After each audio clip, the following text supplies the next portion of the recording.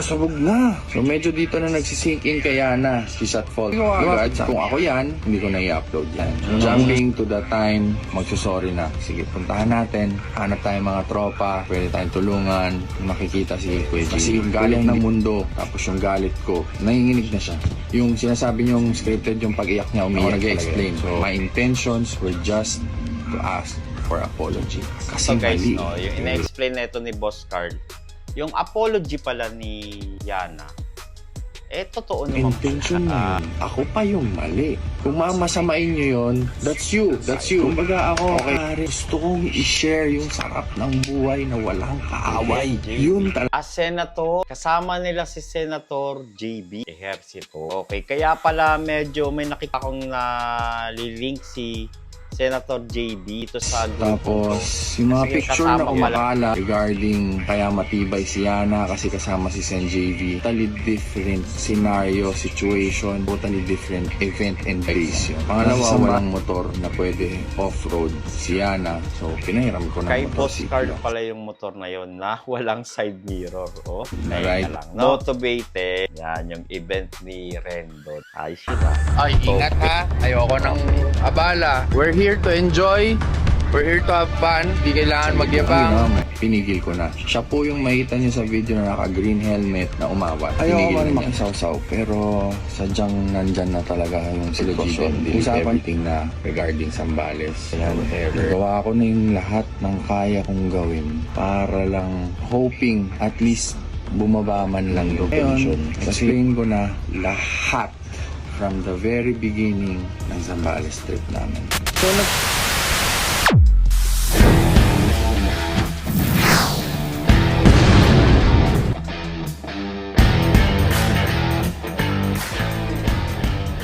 Yon guys, no, ito nga pa lang yung Tito Odi at kayo nanonood sa Tito Moto. Ow! Dismissa na may konting vlog and anything under the sun, guys. Ito na guys, no. So, may kasama to si Yana na isang vlogger din. Ang pangalan niya ay si Boss Carl. Yon guys. So, eto na guys, no. Panoorin natin kung ano nga ba tong vlog ni Boss Carl. So, kasi ano to eh.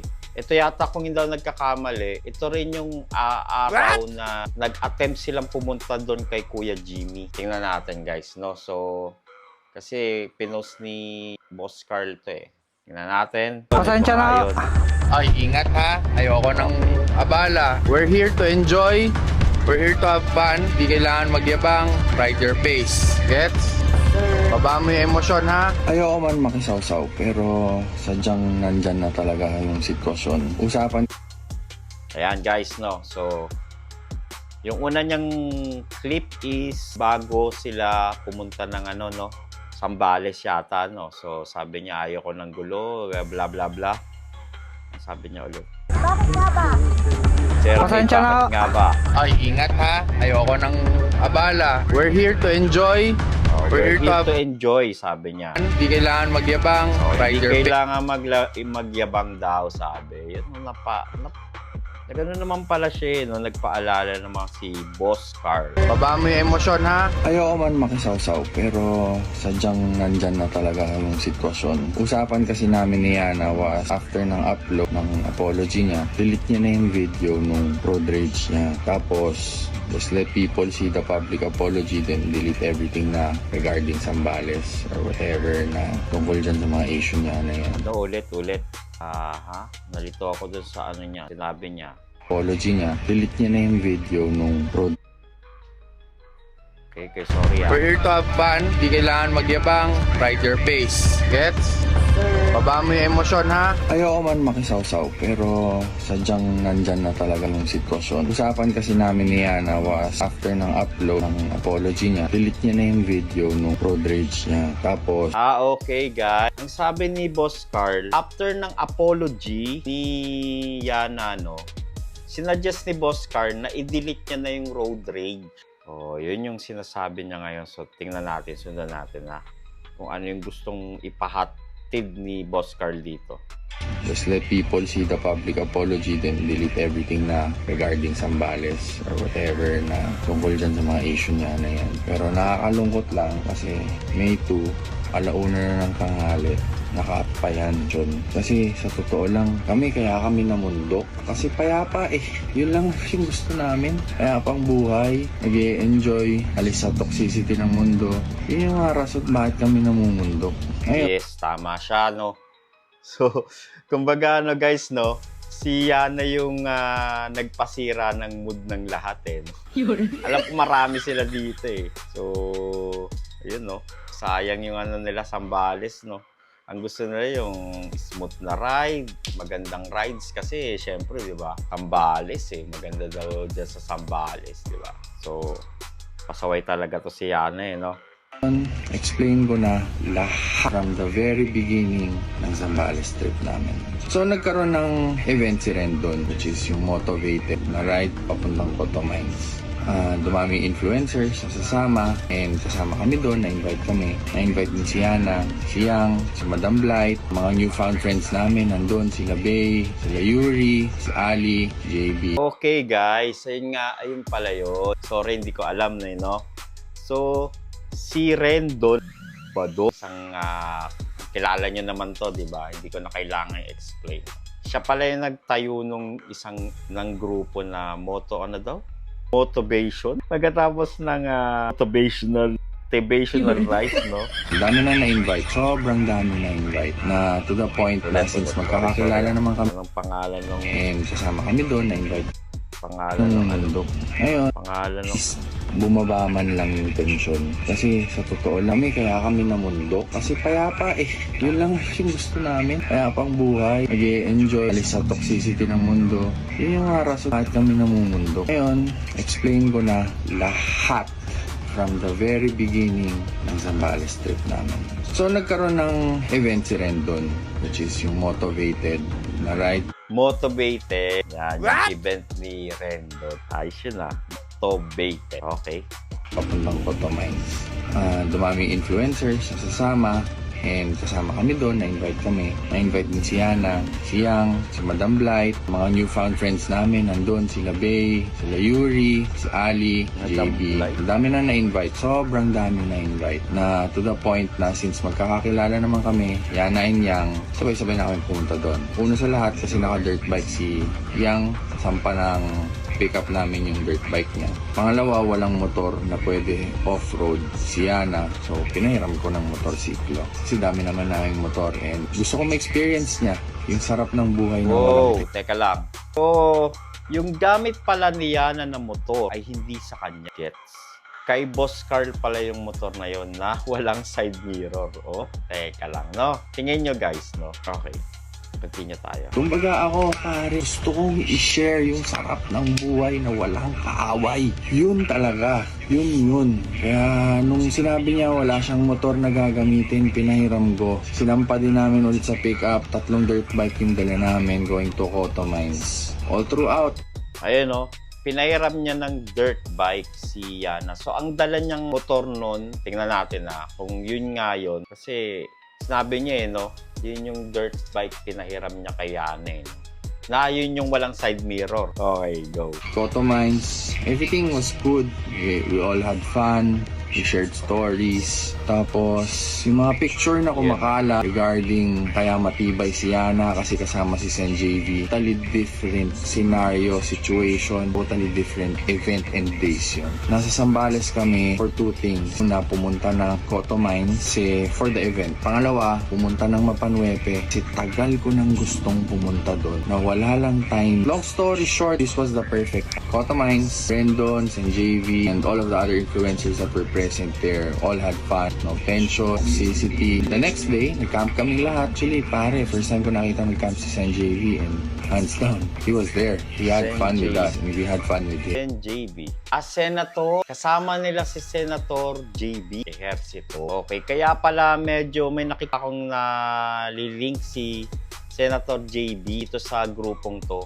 Kasi kasama pala nila to. Okay. Took a separate route. Sila may different na. Kami bound for Mapanuepe. Gusto ko lang linawin. Ako na ang lilina. Hindi namin kasama si Senator J. Ejercito at si Rendo. Kung kasama man namin siya. Kasama siya sa grupo pero hindi nila nakasama yon kasama nila sa grupong anong tinayo ni Rendon kanina? Moto, basta yun. Sabi niya, kasama nila doon sa grupong yun. Pero hindi nila kasama sa yung, ito nga, nilinaw niya. Hindi nila kasama doon sa mismong lugar. Na kami bound for Papanuepe. Gusto ko nang linawin, ako na ang lilinaw. Hindi namin kasama si Senator J.V. Ejercito at si Rendon. Kung kasama man namin siya, definitely mas mag-iingat ako eh. Ayoko ng tensyon at lalong-lalo na kung may kasama kasi kahit kagagawa ng kalokohan, di ba? Long story short, wala kaming kasama na may pangil, na may bakit. Simpleng rota lang yan, pare. So nang namin mag-enjoy dun. Now, ng dirt bikes sa lahar, or sa loose na sand, you need to build up speed in order for you to ride safely. For balance, andyan lahat yan. Kailangan mo ng konting speed. Konting speed lang. Hindi mo kailangan magmatulin ng rat-rat. Absolutely most certain part of riding in sand or lahar is you need speed para makabalance ka. So, pinauna namin sila. Nauna na sila. Kami, tatlo kaming sasakyan, nahuli kami. Lahat kami 4x4 naman, kaya medyo kaya naman, kaya yung rota. All throughout this time, nag-enjoy kami sa kotse. Dating namin doon sa bridge, kasi hindi alam ng mga boys ko. So ang nagmomoto ay si Richard, si Von, tapos si Yana. So tatlo silang nakamotor, tatlo kaming SUV, going to Mapanuepe. Pinauna na namin. Nung nakita kami, kinausap ako agad ni Richard na road rage Yana. Ano nga akong ginawa? Hindi ko naintindihan kung anong ginawa basta nagkasalubong. Ang ginawa mo, pinigil ko na. Siya po yung makita niyo sa video na naka-green helmet na umawat. Pinigil na niya. So ano nangyari? Umalis na. Nag-sorry ka? Oo. Okay, good. Pasensya na. Okay, boss. Pasensya na, bossing. Ikaw ang magtanong. Use your side mirror. Pasensya na po. Pasensya na po. Kala nyo naman sarili nyo yung Pasensya na po, bossing. Sorry po. Sorry po. Ayos ka. Yun lang naman ang importante. Yun guys, nung nakita nyo, buti na lang, yun pala yun, no? Kinausap na nung isang lalaki, no? Yung sinasabi nito ni Boss Carl, no? Tapang pa rin yan, eh, no? Yana. Yung isang lalaki, nagpasensya na, eh, no? Pasensya na po, pasensya na. Umalis na, eh, no? Ay, napakaswerte mo, Yana. Sa pasalamat at napakabait ni Kuya Jimmy. Sorry tayo kagad, walang makakabala. That's it. Ganon kami, lagi. Nanggaling na kami sa buhay ng toxic, sa buhay ng laging galit. Hindi ko gustong balikan yun. At napakasarap ng buhay ng walang tensyon, walang kaaway. Sinasabi ko sa kanila yan, paghihiwalay sila sa akin. Maraming beses yan, pagkahihiwalay sila sa akin, to, walang mayabang, walang makikipag-awa. Hindi tayo magpo-provoke, de-escalate. Yan ang lagi kong bilin. Kahit panoorin nyo lahat ng vlogs ko, lalong-lalo na sa YT. Kasi nandun yung mga buong video. Hoy, Bon, Justin! Hoy, pakabait kayo ha! Pakabait kayo ha! Huwag kayong kupal dyan ha! Tol, pag may mga kasama kayo dyan, ayoko nang bubulastog kayo ha! Baka bubulastogin nyo yung mga tao dyan ha! Magpakabait kayo ha! Ayoko nang nagsisimula ng away ha! Pagalang kayo dyan ha! Pakabait kayo dyan ha, boys! Ay, ingat ha! Ayoko nang abala. We're here to enjoy. We're here to have fun. Hindi kailangan magyabang. Ride your pace. Gets? Baba mo yung emosyon, ha? Kaya never kaming nanggulo sa bundok. Dumating ka... Sana ano, no? Sinama niyang pagsabihan si no, si Yana bago sila umalis, eh. No? Hindi niya pinakita sa video, eh, no? Pinagsabihan niya kaya to si Yana, no? sa Mapanuepe. Akala ko okay na lahat. Walang signal. Enjoy nature. Hindi ko alam, mamaya-maya nag-i-edit ko si Yana. Pinakita sa kanya yung video. Sabi ko agad, kung ako yan, hindi ko na i-upload yan. Unang-una sa lahat, tayo dito. Pangalawa, hindi na ako yun eh. Hindi ako magmamalinis. I had a few bad days before. Pero yun nga sabi ko, hindi na ako yan. Galing na ako dyan. Kung ako ang tatanungin mo, hindi ko upload yan. Pero kuya, kaya ko naman eh. Sabi ko, kung kaya mo yung bash yan, so be it. That's you. Nakahanap ng Starlink ang mga sangkatauhang kasama ko na nabwisit. Ang tigas ng ulo pala ni Yana, no guys, no? Ayan, napala mo tuloy. Ako bakit may Starlink doon? Na-upload. Ako hindi ako kumuha ng whatever, ganyan. Hanggang maya-maya, sa mga kasama namin, hindi ko nababanggitin kasi hindi sila sanay sa buhay. So, yung Starlink guys, no? Alam ko pag may Apple, basta yun. So nakahanap siya ng signal. Yung Starlink kasi libre yun eh. Pag naka-Apple ka. Tingin ko lang Anyway, continue. Social media, BK, nakita mo to? Pinakita sa akin. Ko po. Ito na yun sinasabi ko. So, nagsimula na doon. Parang sa akin, si Yana, what to do. Kasama namin yung tao eh. Never ako nang iwan. Kung tama tayo, tama tayo. Pero mali eh. Mali. Isip ako, tagal ako mag-isip pare. Ang hirap nung ganyang sitwasyon eh. Sabi ko, delete mo na yan. Kumagana pa din. Sige, buhay mo yan. Ako, para sa mapanhipin ako, enjoy ko yun. Pagbaba, boom, nagulat ako tol. Sabog yung... Sabog na. So medyo dito na nagsisink in kay Yana. She's at fault. Lumapit sa akin yung bata. Sabi niya, kuya, ano ba yung pwedeng gawin? Sabi ko, hingi tayo ng sorry. Personal. Nanginginig yung bata sa takot. Ginisa ko na, pinagalitan. Kasi yan yung perfect time eh. Yun yung perfect time pag natatanggap na ng isang tao yung mali niya. Pasok mo yung lesson sa utak niya. Kasi Yun. Kaya pala yung apology ni Yana, guys, no? Yung sinabi niya na makikinig na siya sa mga mas matatanda sa kanya, no? Si Kuya, something. So, ito pala si Boss Carl ang nag-sermon sa kanya. So, ay, nako yan. Pasaway siya eh, no? ang mataas yung pride, mataas yung ego, para ka lang nakipag-usap sa lasing. Yes. Wala kang mapapakinggan yan. Jumping to the time, magsusorry na. Sige, puntahan natin. Hanap tayong mga tropa, pwede tayong tulungan. Makikita si Kuya Jimmy. Kuya, hindi ko kaya. So kaya ako nandun sa vlog. Nanginginig na siya. Kasi yung galit ng mundo, tapos yung galit ko, nanginginig na siya. Yung sinasabi niyong scripted, yung pag-iyak niya, umiyak talaga yan. So ako na nag-video, so on so forth. Ako nag-explain. My intentions were just to ask for apology. Kasi mali eh. We will ask for apology. Consequences after, kung magkakaso sila, kung mag-ano, whatever, nasa sa kanila na yon. They have all the right. So, eto guys, no, yung ina-explain na ito ni Boss Carl, yung apology pala ni Yana, totoo naman pala. Ano lang siguro, no? Kasi, kaya siguro medyo nami-misinterpret natin na hindi siya sincere. Kasi, sa akin lang kasi same day eh. So, same day, pag same day, tapos pinagsabihan ka na ni Boss Carl, nagpanik ka na, di ba? So, panik ka na nun. Doon na, yung sinabi ni Boss Carl na, sumabog na nga, no? So, yun, nanginig siya sa takot. So, syempre, ikaw, hindi mo na alam yung, emosyon mo nun eh. So, may halong lito, takot. So, yung pag-apology mo nung within the day na yon, pangit. Kaya nakita natin, pangit yung pagka-apology niya. Kung ako kay Yana, ulitin niya yung apology niya. Maging sincere siya ulit. Although, siguro yung first day na, sincere na siya doon, pero hindi natin nakikita yung sincerity. Kasi sinabi rin ito ni Boss Carl na pumunta sila doon in attempt. So, let us see. Continue natin. Ang haba pala nito. Kung masampal ka dyan, tanggapin mo. Kung murahin ka dyan, tanggapin mo. Kung pagsisigawan ka ng buong barangay nila, tanggapin mo. Tayo manghihingi lang ng sorry. So I was there para samahan siya kasi natatakot siya. And believe me when I tell you na natatakot siya. Nandito na, hindi mo na ma-rewind yan. Harapin mo at sayawan mo yung pinlay mo. Yun nga, natatakot na nga siya, no? So, na siya doon?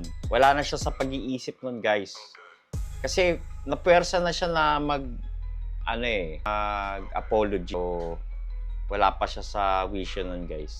So, kaya ganun pala yung video niya pag-apologize. Na musiko. So, that was the only reason kung bakit nandun ako sa video na humaharap sa inyo. Hindi na kaya nung bata humingi sa akin ng tulong, hindi ko iiwan yan. Kasi galing na ako dun sa point na walang tumutulong eh. Ayoko nung ganun pakiramdam. Mabait tong Boss Carl na to no? Ulit. Hingi lang ng sorry. So I was there para samahan siya kasi natatakot siya. And believe me when I tell you na natatakot siya. Nandito na, hindi mo na ma-rewind yan. Harapin mo at sayawan mo yung pinlay mo na musiko. So that was the only reason kung bakit nandun ako sa video na humaharap sa inyo.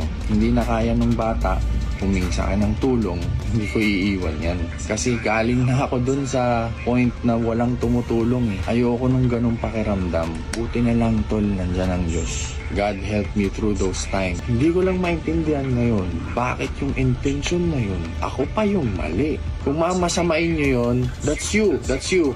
Okay, hindi ko kayo makokontrol dun. Pero ginagawa ko tong side of the story ko kasi hanggang ngayon, naka-up yung mga video. I gave all my best. Ang tanging hiling ko lang, burahin lahat ng tungkol sa Zambales. Nang matapos na, hindi magda-die down yung issue. Pero yung sa atin, nagawa na natin yung hanggang, kumbaga yun na yun eh. Yun na yung dulo ng kaya nating gawin. Ask for apology and delete everything. Ngayon yung mga gagawin nila, kung hindi tayo patawarin, right nila yon. Kung magkaso sila, right nila yon. Kung murahin ka nila, right nila yon. Yes. Sila yung naabala eh. Hanggang ngayon, tol. Kaya napipikon na ako. Yan o, 138 up pa din yung video. Ngayon, mumukha So akong itong kinukuha niya ngayon, ito, yung day na to, May 2 to, no? So, May, ano na ba ngayon? May 4 na. Okay. Tigas pala ng ulo na itong Yana eh, no guys, no? Idor, at lagi kong hindi tayo nangungunsimpe ng mali. Kaya eto, hanggang dito lang po ako. Ito na yung makakaya ko. At kung ano man moving forward, ang mga gagawing desisyon ni Yana ay sa kanya na po yun. All I can do is up to her. Nagawa ko na lahat. Ito na yung dulo ng bridge ko. It's up to her. Kung may pumasok na mga tinuro ko sa kanya, hanggang dito lang yung kaya ko. Kung mamasamain niyo po yung pagtulong ko sa isang tao na lumapit sa akin, okay lang po. Pasensya na. Yun kasi ako eh. At ito yung pangangatawanan ko na hindi ko ipagdad. So guys, no? So, ang sinasabi pinupoint ni Boss Carl, no? Siyempre acquaintance or kaibig, hindi mo mawawala sa ano yun eh. Bilang nakakatanda, siyempre, hindi mo maiwasang tulungan. So, siguro, ang pinaparating dito kay Boss Carl, no, baka parang kinakampihan niya si Yana or something. Ganun ba, no? So, normal lang kasi talaga yun, guys, eh. Gusto niyang tumulong, eh. At pinagsabihan niya, no, na i-delete na, after nung apology, i-delete lahat. Eh, ang problema, wala sa wisyo si Yana, no? Continue natin. Yun lang. Sana tayo ulit sa bundok. Napakasarap ng pakiramdam doon. Kasi ito yung mga bagay na iniiwasan namin na wala sa bundok. Sobrang sarap ng pakiramdam. Sobrang sarap makipagkwentuhan sa mga lokal. Sobrang sarap makipaglaro sa mga bata doon. Kung ano yung iniiwasan namin, yun ay mag-era. Pero siguro lesson din sa akin to. Sana lang naintindihan nyo kung bakit nandun ako. I was never chasing for clout. Never ko intensyon na pambastos ng tao. Well, in fact, gusto ka namin de-escalate. Hindi ko lang paano tapusin to, pare. But that's it. Thank you. Umabot kayo dito. Thank you. God bless. Yun. Okay, guys. So, ayun guys, no. So, haba, no? Ano ba masasabi nyo, guys, no? So, yung time na pala yun is itong si Boss Carl. Hanap pa ako kung bakit medyo parang nababash din siya, no? Pero sa akin, no, normal na tulungan mo yung isang tao na humingi sa'yo ng tulong. Kasi ang tigas ng ulo na itong Yana. Yun pala yun, no? So, recap tayo. Pinagsabihan niya na huwag i-upload dyan yung video. Tapos sinabi ni Yana na hindi kaya ko to. Yung within oras lang yata no? Pumutok yung video niya. Di nanginig siya sa takot. Ngayon humingi siya ng tulong kay Boss Carl. O syempre, nagkaroon ng tensyon. Nagkanda leche-leche na yung public apology ni Yana. O, yun na. So, sa akin lang guys, no? Dapat kung ako, pinalipas ko muna yung araw. Hindi ka muna nag-post ng apology, public apology. Pinag-isipan mo muna yung sinabi mo. Kasi katulad niyan ngayon, minadali mo yung apology mo, no? Public apology mo. Walang dating, di ba? Katulad, di ba? 1 minute, tapos ganun lang. So, yung iba syempre, katulad niyan, lumabas yung time frame, no? Yung time frame pala is yung in-upload niya yung public apology niya. Yun yung time na pinagsabihan siya ni Boss Carl. Magkadugtong. So, nagkaroon ng tension, wala na siya sa wisyo. Kaya ganun yung public apology niya, no? So, ang tigas talaga ng ulo. Pero may ko yun, no, guys, no? Pinahiram niya ng dirt bike, no? Si Yana. So, ibig sabihin, hindi kaya na yung motor na walang side mirror, no? Pero, yun mali din kasi si Kasi, hindi nag-iisip kasi si Yana, no? Kasi pag pinairal mo talaga yung init ng ulo, no, guys, no? Hindi ka makapag-isip ng maayos. Kasi laging gusto mo, ikaw yung tama, ikaw yung dadaragin mo yung kausap mo. Kaya nga, you tell me, di ba? Bakit nga ba? Parang scapegoat no? Ayun guys, no? Anong masasabi nyo guys, no? So, yun pala yun. So, explanation nyo ni Boss Carl, yung side niya, na yun naman pala, pinagsabihan niya naman pala yung bata. Kaya pala yung sa public apology ni Yana, sinasabi niya, makikinig na po ako sa aking, English yun na, tinagalog ko lang. Makikinig na po ako sa aking mga ate at kuya. Ang ang hirap nun guys, no? Ang purpose nyo is mag-relax, tanggalin yung lahat ng toxic sa kapaligiran, tapos biglang may isang tropa, no? Minsan hindi maiwasan talaga sa tropa, no? May gagawa ng gulo. Yun, edi wala. Sabog ang bakasyon nila. Imbis na magsaya sila. Yun. So, yun lang guys, no? Maraming salamat sa inyong panonood at sana mag-follow kayo sa aking TikTok account and YouTube channel. So, kayo na lang bahala maghusga kung anong tingin nyo sa in-upload ni Boss Carl, no? So, syempre, hindi maiwasan yun. Magkakatropa, so, tulungan, ate, kuya. So, yun lang guys, no? So, maraming salamat sa inyong panonood. Ito ang yung Tito Odi and peace and bye-bye.